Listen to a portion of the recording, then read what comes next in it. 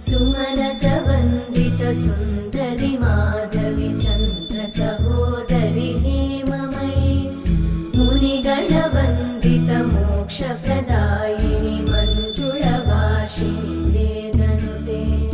पङ्कजवासिनि देवसुपूजित सद्गुणवर्षिणि शान्तियुते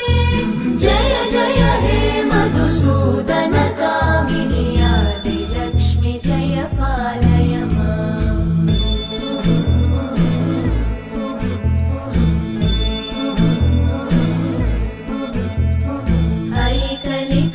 ऐकलिकल्मषनाशिनि कामिनि वैदिकरूपिणि वेदमये